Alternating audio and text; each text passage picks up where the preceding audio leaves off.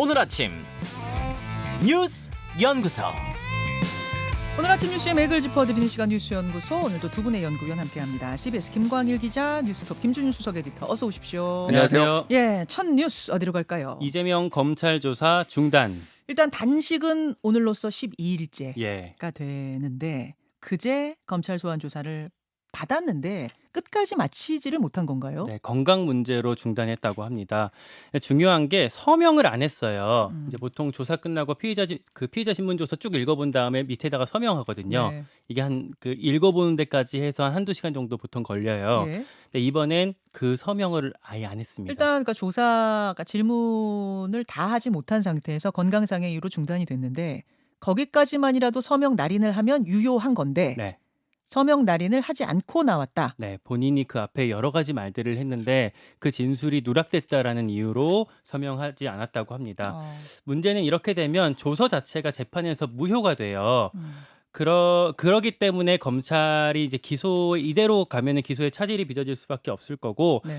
해서 일단은 내일 재소환될 가능성이 있습니다. 12일 12일에 다시 출석하겠다고 이재명 대표 측에서 조사 중에 먼저 제안했다고 해요. 네네. 다만 그것도 실제로 가능할지는 아직까지 미지수입니다. 건강 상태가 문제가 있다고 해서 안 갈 가능성도 있기 때문에, 왜냐하면 어제부터 아예 누웠어요, 이재명 대표가. 농성장에서 그 네. 단식 현장에서. 네, 원래는 앉아서 자리를 지키고 있었는데 이제 눕게 됐고, 그래도 단식 자체는 쭉 갈 것 같은 게, 어제 이낙연 전 대표가 중단을 요청했는데도 윤석열 정권의 폭주를 막아야 된다라면서 단식 농성을 계속 이어갈 거를 확인했습니다. 이낙연 전 대표가 저 현장을 찾은 거죠. 네, 갔어요. 예. 갔는데 그렇게 말을 했고요. 그래서 검찰 안팎에서는 2차 조사를 아예 못할 가능성까지 감안해서 이거랑 무관하게 아예 그냥 자체로 영장 칠 수 있다는 그 관측까지 같이 나오고 있습니다. 그래요. 근데 단식이 진짜 묘수인 게요. 네. 조만간 영장이 온다면 민주당 내 동정표를 모을 수가 있을 거고요. 만약에 수사가 지연돼서 다음 주 목요일 정도까지 영장이 지연된다. 네. 그러면 진짜 대박이에요. 이재명 대표 입장에서. 왜요?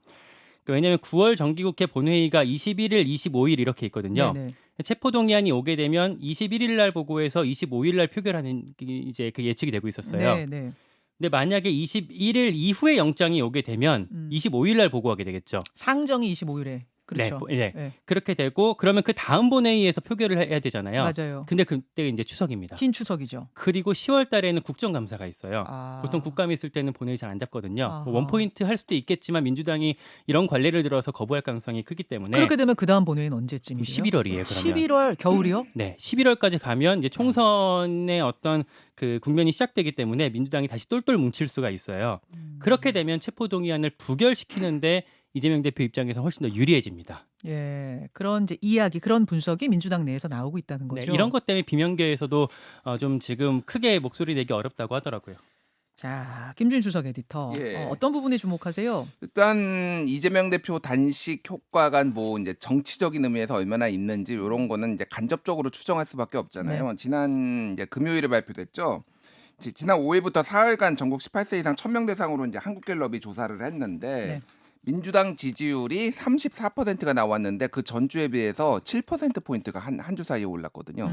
그래서 국민의힘하고 34% 이제 동률이 됐습니다. 그러니까 이 지난 일주일 동안 무슨 일이 있었냐라고 본다라면은 뭐 네. 여러 가지가 있었는데 홍범도 흉상 이전 논란도 있었고, 그리고 최상병 이제 은폐 의혹, 해병대 최상병 사건 은폐 의혹 뭐 이런 등등등이 있었지만은 이재명 대표 단식도 있었거든요. 그러니까 이게 어느 정도 이제 지지층 결집에 효과가 있었다라는 거고, 눈에 띄는 게 호남 지역의 민주당 지지율이 43%에서 61%로 18% 포인트나 올랐습니다. 한 주 사이에. 호남에서요? 예. 그러니까 이건 지지층 결집 효과가 확실히 있었다. 예. 이게 요 간접적으로 볼 수 있는 게 데일리안이 여론조사 전문기관 여론조사 공정에 의뢰해서 지난 4일에서 5일 1,001명 대상으로 이제 조사를 했는데 이재명 단식의 명분의 충분성에 대해서 충분하다가 46점이, 충분하지 않다가 47%로 거의 비슷했거든요. 반반이었거든요. 네. 근데 지지층을 보면은 그러니까 민주당 지지층은 82.8%가 충분하다라고 얘기를 했고요. 국민의힘은 85.7%가 충분하지 않다라고 얘기했습니다. 이게 그러니까 쉽게 얘기하면 지지층 결집 효과가 분명히 있었다. 이렇게 봐야 될 것 같아요. 그래서 아까 전에 이제 제일 중요한 거는 이게 이제 단식이 언제까지 이어질 것인가, 그리고 영장이 언제 날라올 것인가, 뭐 요 두 가지인 것 같아요. 네. 오늘 아침에 중앙일보가 이제 뭐 단독 보도라고 이렇게 냈는데 이재명 대표가 측근한테 체포동의안이 18일 날 날아올 것 같다라고 전망을 했다라고 해요. 근데 이거는 뭐 근거가 있거나 뭐 그런 건 아닌데, 아까 전에 김광일 기자가 얘기했듯이 여러 가지 지금 이 좀 시간이 지나면은 복잡한 변수들이 생기니까 그렇죠. 검찰이 빨리 칠 것 같다라는 건데, 그러니까 추석 전에 뭔가 이루어져야 가을 안에 뭔가가 되는 거고 안 그러면 이제 겨울까지 간다는 거죠. 그러니까 원래는 21일에 보고를 해서 25일에 표결하는 얘기가 돌았잖아요. 네네. 그거보다 더 검찰이 빨리 더 칠 것 빨라질 같다. 수도 근데 있다. 문제는 어저께 그 서명을 안 했어요. 그러니까 이 진술 조서에. 예, 그러니까 예. 검찰이 만약에 그 더 빨리 칠 경우에는 예. 검찰이 무리하고 있다라는 것도 약간 어제의 그런 전체적인 이재명 대표의 어떤 검찰 조사에 대한 그 태도에서 좀 엿볼 수 있는 거 아니냐, 뭐 이런 얘기도 나오고 있습니다. 그러니까 일부러 그러니까 시간을 좀 지연했다. 그래서 검찰이 완벽하게 조사가 끝나지 않았음에도 마음이 급해서 영장을 치게 만든다. 뭐 이런 시나리오까지 지금 이러저런 얘기가 나오고, 뭐 이거는 이제 추정이니까, 뭐 이제 평론가들의 네. 추정이니까 어쨌든 그런 얘기가 나오고 있어서 이재명 대표 영장에 대한 지금 전망이 좀 많이 좀 엇갈리고 있다, 이렇게 봐야 될 것 같아요. 지연 작전이다. 이제 국민의힘이 얘기하고 있고 민주당에서는 뭐 그런 거 아니다. 왜 그 부분 갖고 이렇게 다투는가 했더니 결국 체포동의안이 날아오는데 그게 추석 전에 날아오느냐 추석 후에 날아오느냐에 따라서 완전히 그 본회의 시기가 달라지는. 네. 예, 그러니까 체포동의안을 표결할 수 있는 시기가 완전 달라지는. 그래서 이렇게 지연이다 아니다고 싸우는 민심뿐만 거군요. 아니라 아예 법적으로 그 절차에 대한 문제까지 있어갖고요. 예. 한 가지 또 부연하자면 아까 갤럽 여론조사에서 민주당이 7%포인트 올랐던 부분이 있잖아요. 예. 이재명 대표 단식도 있지만 정부에서 이번에 R&D 예산 깎고 그 호남의 새만금 예산 깎은 부분도 있거든요. 예. 이런 부분까지 정치권에서 같이 체크해 주셔야 될 것 같습니다. 알겠습니다. 두 번째 이슈로 넘어가죠. 우크라이나에 3조 원 지원. 이게 이제 G20 정상회의 중에 나온 얘기죠. 예, 윤석열 대통령이 조금 전에 마치고 귀국했는데요. 네. 인도에서 열린 G20 정상회의 참석한 거였거든요. 거기서 밝힌 게 우크라이나에 내년에 3억 달러 추가 지원하고 내후년부터는 20억 달러 이상의 중장기 지원 패키지를 마련하겠다라는 내용이었어요. 네. 여기 합쳐서 23억 달러고 하나로는 3조 원대 규모입니다. 일단 요 이야기가 하나 G20에서 다뤄졌고 또 어떤 것들이 있는지 좀 조목조목 알려주세요. 예, 한미일이 더 가까워진 분위기가 있었어요. 윤석열 대통령이 기시다 총리 만나서 정상회담했고요. 네. 이게 지금 지난 반년 동안 벌써 6번째 만남이에요. 한일 정상이.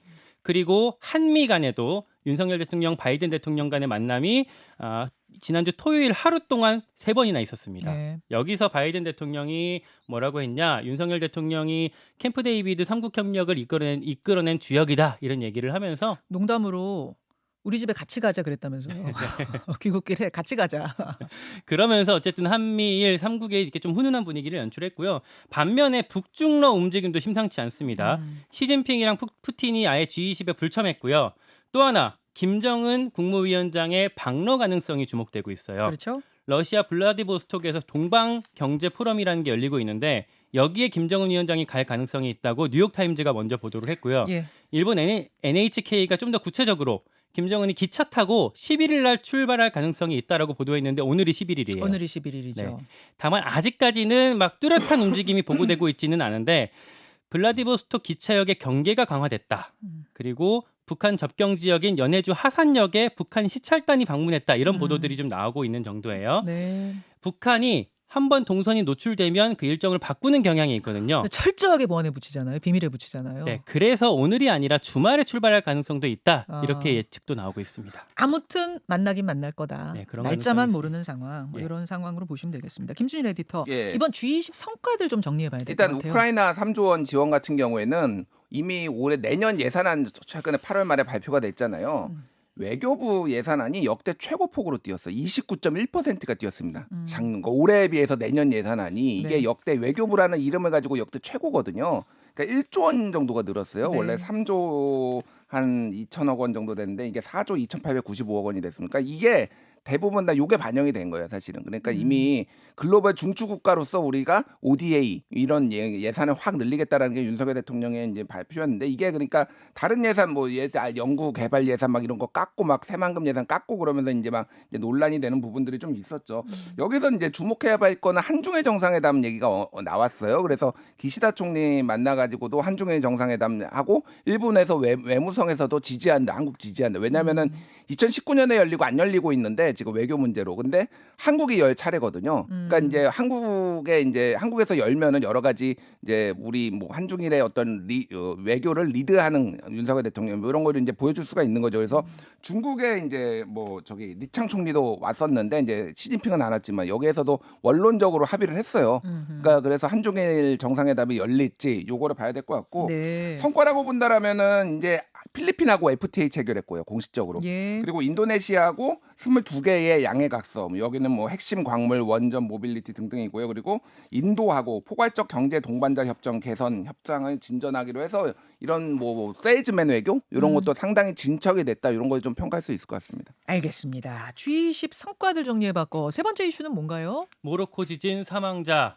2,100명 넘었다. 아, 깜짝 놀랐습니다. 여기가 그러니까 이런 강진이 있는 곳이 아닌데 북아프리카 모로코에서 120년 만의 강진입니다. 사망자가 현재까지 이제 집계된 사망자가 2,100명이라는 거지. 지금 뭐 파악조차 예상조차 어렵다면서요. 네, 맞아요. 밤사이에 이제 우리 시간으로 밤사이에 모로코 내무부가 잠정 집계한 게 네. 이번 지진으로 2,100여 명이 숨지고 2,400여 명이 다친 것으로 파악됐다고 합니다. 근데 이게 말씀하신 것처럼 중환자 숫자도 엄청 많고요. 네. 수색 작업이 계속 진행 중이어서 사상자가 훨씬 늘어날 걸로 모로코 당국도 예상하고 있대요. 미국 지질조사국에서는 사망자가 1,000명에서 10,000명 사이가 될 가능성이 35%다라고 추측을 했어요. 네. 이것도 되게 끔찍한데 지금으로서는 차라리 이게 낫겠다 싶은 정도가 라는 말이 나오는 게 왜냐면 10,000명에서 10만 명 사이일 가능성도 21%라고 하더라고요. 아, 그걸 시뮬레이션해서 확률이 나온 거군요. 네. 근데 10,000명에서 10만 명 사이에 사망자가 나올 가능성도 21%에 달한다. 네. 와. 게다가 10만 명 이상이 사망할 가능성도 6%가 된대요. 아, 그렇군요. 참고로 지난 2월 달에 튀르키예 시리아 강진, 대지진 사망자가 5만 명이었습니다.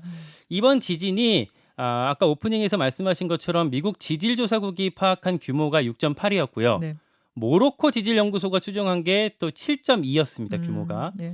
그래서 현장에서는 필사의 수색 작업이 이어지고 있고요.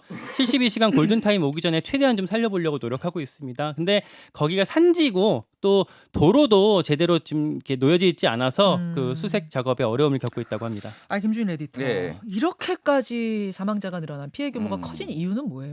그러니까 아까도 얘기했지만은 이제 진도 1960년에 진도 5.8 정도가 모로코 남서부 아가디르 부근에서 있었는데 그때도 수천 명이 사망을 했습니다. 네. 건축법이 바뀌었어요. 근데 이거는 신규 건축에 해당되는 거지 기존에 있는 거를 다 헐고 그렇죠. 내진 설계를 하라는 건 아니거든요. 그것도 우리도 그거 마찬가지잖아요. 예, 마찬가지예요. 네. 근데 지금 여기에 있는 데가 굉장히 오래된 고대 도시라는 거예요. 그러니까 이게 지금 내진 설계가 안 된 게 대부분이다. 아니 모로코 가보신 예. 분들은 알잖아요. 흙집. 예. 대부분 그런 굉장히 고풍스러운 흙집 아니에요?